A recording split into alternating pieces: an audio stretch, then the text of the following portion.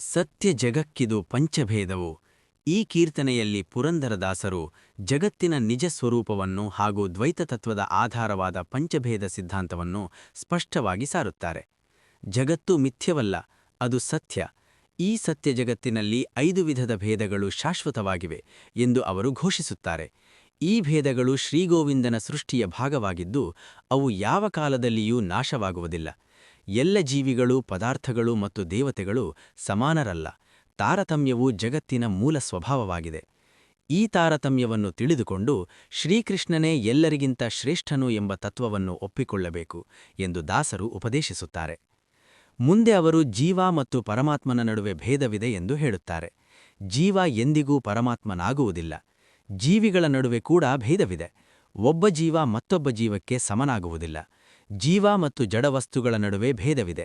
ಜಡ ಪದಾರ್ಥಗಳಲ್ಲಿಯೂ ಪರಸ್ಪರ ವ್ಯತ್ಯಾಸವಿದೆ. ಜಡ, ಜೀವ ಮತ್ತು ಪರಮಾತ್ಮ ಈ ಮೂವರ ಸ್ವರೂಪಗಳು ಸಂಪೂರ್ಣ ಭಿನ್ನವಾಗಿವೆ. ಇದುವೇ ಪಂಚಭೇದ ತತ್ವದ ಸಾರವಾಗಿದೆ. ನಂತರ ಪುರಂದರದಾಸರು ದೇವತೆಗಳು, ಮಾನವರು, ಗಂಧರ್ವರು, ಪಿತೃಗಳು, ದಾನವರು ಮೊದಲಾದ ಎಲ್ಲ ವರ್ಗಗಳಲ್ಲಿಯೂ ತಾರತಮ್ಯವಿದೆ ಎಂದು ಹೇಳುತ್ತಾರೆ. ಮಾನವಲೋಕದಲ್ಲಿಯೂ ಶ್ರೇಷ್ಠತೆ, ಸಾಮರ್ಥ್ಯ ಮತ್ತು ಜ್ಞಾನದಲ್ಲಿ ವ್ಯತ್ಯಾಸವಿದೆ. ದೇವಲೋಕದಲ್ಲಿಯೂ ಎಲ್ಲರೂ ಸಮಾನರಲ್ಲ. ಗಣಪತಿ, ಸಪ್ತರ್ಷಿಗಳು, ಅಗ್ನಿ, ನಾರದ, ವರುಣ, ಚಂದ್ರ, ಸೂರ್ಯ ಮೊದಲಾದ ದೇವತೆಗಳಲ್ಲಿಯೂ ಸ್ಥಾನಭೇದವಿದೆ. ದಕ್ಷ, ಅನಿರುದ್ಧ, ಶಚಿ, ಗುರು, ರತಿ, ಸ್ವಯಂಭುವ ಮುಂತಾದ ದಿವ್ಯ ವ್ಯಕ್ತಿಗಳಲ್ಲಿಯೂ ಉನ್ನತ, ಕಡಿಮೆ ಎಂಬ ಕ್ರಮವಿದೆ ಎಂದು ದಾಸರು ವಿವರಿಸುತ್ತಾರೆ. ಮುಂದೆ ಇಂದ್ರನಿಗಿಂತ ಮಹಾರುದ್ರನು ಅಧಿಕನೋ ಎಂದು ಹೇಳಲಾಗುತ್ತದೆ.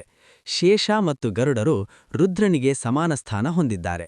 ಆದರೆ ಈ ಮೂವರಿಗಿಂತಲೂ ದೇವಿಯ ಸ್ಥಾನ ಹೆಚ್ಚು ಎಂದು ಹೇಳಿ ವಿಶೇಷವಾಗಿ ಸರಸ್ವತೀ ದೇವಿಯ ಮಹಿಮೆಯನ್ನು ಉಲ್ಲೇಖಿಸುತ್ತಾರೆ. ಇದರಿಂದ ದ್ವೈತತತ್ವದಲ್ಲಿ ದೇವಿಯರೂ ಕೂಡ ತಮ್ಮದೇ ಆದ ಕ್ರಮಬದ್ಧ ಸ್ಥಾನವನ್ನು ಹೊಂದಿದ್ದಾರೆ ಎಂಬುದು ತಿಳಿಯುತ್ತದೆ. ಆಮೇಲೆ ವಾಯುದೇವರ ಮಹಿಮೆಯನ್ನು ಪುರಂದರದಾಸರು ಅತ್ಯಂತ ಉನ್ನತವಾಗಿ ವರ್ಣಿಸುತ್ತಾರೆ. ಜಗತ್ತಿನಲ್ಲಿ ವಾಯುದೇವರಿಗೆ ಸಮಾನರು ಯಾರೂ ಇಲ್ಲ. ಬ್ರಹ್ಮದೇವರು ವಾಯುದೇವರಿಗೆ ಸಮಾನರಾಗಿದ್ದಾರೆ ಎಂದು ಹೇಳುತ್ತಾರೆ. ಆದರೆ ವಾಯು ಮತ್ತು ಬ್ರಹ್ಮನಿಗಿಂತಲೂ ಕೋಟಿಗುಣ ಅಧಿಕ ಮಹಿಮೆ ಹೊಂದಿರುವವಳು ಶ್ರೀಲಕ್ಷ್ಮೀದೇವಿ ಎಂದು ದಾಸರು ಘೋಷಿಸುತ್ತಾರೆ.